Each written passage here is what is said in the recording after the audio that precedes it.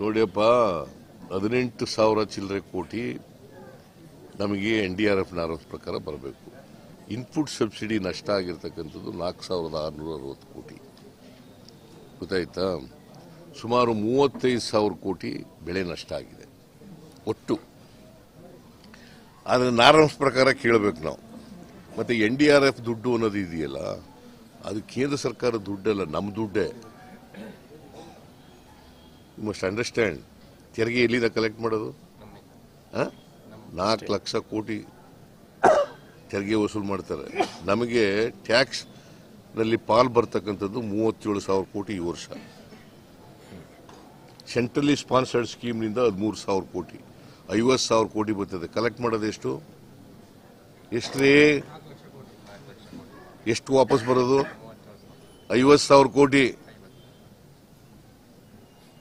ನ್ಯಾಯನಾ? ಇದು ಹೇಳಿದ್ರೆ ಏನ್ ಬಿಜೆಪಿ ಅವ್ರು ಜಗಳಕ್ಕೆ ಬಂದ್ಬಿಡ್ತಾರೆ.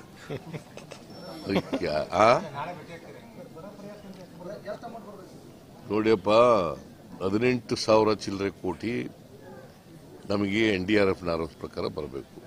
ಇನ್ಪುಟ್ ಸಬ್ಸಿಡಿ ನಷ್ಟ ಆಗಿರ್ತಕ್ಕಂಥದ್ದು 4,660 ಕೋಟಿ ಗೊತ್ತಾಯ್ತಾ. ಸುಮಾರು 35,000 ಕೋಟಿ ಬೆಳೆ ನಷ್ಟ ಆಗಿದೆ ಒಟ್ಟು.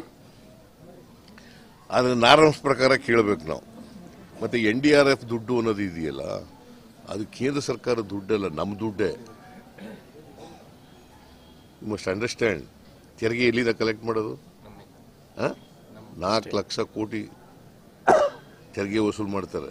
ನಮಗೆ ಟ್ಯಾಕ್ಸ್ ನಲ್ಲಿ ಪಾಲ್ ಬರ್ತಕ್ಕಂಥದ್ದು 37,000 ಕೋಟಿ ಈ ವರ್ಷ.